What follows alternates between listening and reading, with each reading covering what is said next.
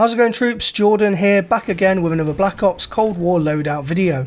In today's loadout, we're going to be scouting the enemy deep in the jungle as we become a Vietcong scout in Cold War. So today's loadout is titled Vietcong. Make sure you give this video a thumbs up and hit subscribe, and let's jump right in. With this Vietcong loadout, we're going to be role-playing as a Vietcong scout settled deep in the Vietnamese jungle. This obviously means that our playstyle for this setup is going to be roleplay, and as we're going to create a deadly scout setup, I've labelled today's loadout difficulty as moderate. Starting off with our primary weapon, we're going to go with the Type 63. The Type 63 is a deadly tactical rifle in-game, and in real life the Type 63 is the Chinese equivalent of the Soviet SKS rifle.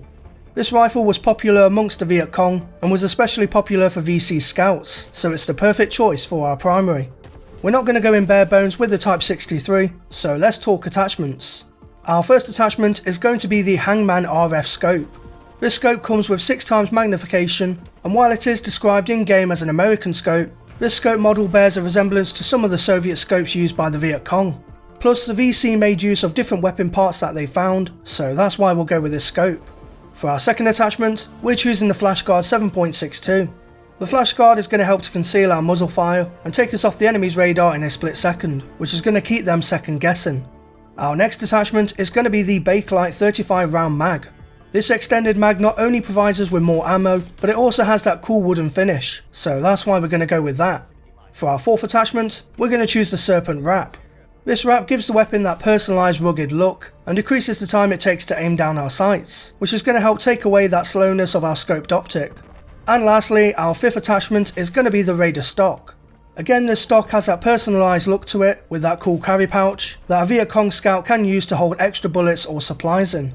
The main benefit with this stock is an increase in our aim walking movement speed, and this will put a hindrance against US troops trying to lock their aim onto us, so that's why the Raider stock will be our final attachment. So now that we've discussed our primary weapon configuration, it's time to move on to our secondary weapon of choice for this loadout. For our secondary weapon, we're going to choose the RPG-7. The RPG is of Soviet origin and was the main launcher used by the Vietcong. RPGs were used to disable US vehicles and to blast US troops out behind cover, so that's why the RPG-7 is going to be our secondary weapon. We can't equip any attachments onto this launcher, so let's move straight on to our wildcard and perk setup. For our wildcard, we're going to choose Perk Greed. Perk Greed grants us an extra perk from each tier, giving us a total of 6 perks to take advantage with. Starting with our 2 tier 1 perks, we're going to choose Engineer and Forward Intel. The Vietcong were constantly under attack from US forces, with napalm bombardments and Hueys attacking their every move. Because of this, the VC built many underground tunnels and bunkers, fitted with kitchens, medical facilities and more, so we'll go with the Engineer perk to represent this. We're also going to go with Forward Intel for our second tier 1 perk, since we're playing in a scout role, and this perk will help widen our minimap coverage and just give us a heads up on where the enemy spawn next. For our 2 tier 2 perks, I've chosen both Scavenger and Tracker. A lot of the time when the Vietcong push south, they'd stumble across abandoned camps, with dropped ammo packs, magazines and accessories from the US side, and they'd make use of that stuff for their own advantage, so we can go with a Scavenger perk to mimic this. Scavenger of course also goes hand in hand with Tracker. As we collect scraps along the way, we'll be able to spot hostile footprints in the mud, which will lead the way to our next kill. And for our final 2 perks from tier 3, we're going to go with both Ghost and Cold Blooded. Ghost will just keep us off the radar while moving, and this goes nicely paired with our smoke grenade, blocking off lines of sight and our signature on the minimap. As for Cold Blooded, the Vietcong were known to be hard to spot, as they blended into their surroundings and made use of their knowledge of the jungle to ambush groups of US troops. The Cold Blooded icon also features a snake on it, which the VC had to be cautious of as the jungles of Vietnam featured many poisonous creatures that could have easily taken a life. So moving on now to our equipment and field upgrade. For our lethal equipment, we're going to go with the frag grenade.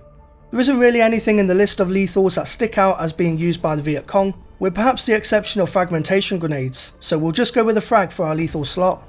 As mentioned earlier, we're going to equip the smoke grenade for our tactical. Again, there isn't really anything in the list of tacticals that would have been used by the Vietcong, so we're just going to go with the smoke grenade, which will help to create cover as we sprint to another concealed location and pick off our enemies from there. And lastly, for our field upgrade, we're choosing the gas mine.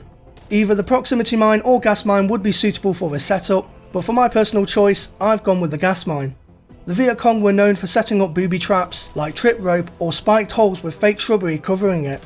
We don't exactly have anything like this in game, but we do have traps like the proximity mine or the gas mine, both of which are triggered by enemy movement in its radius.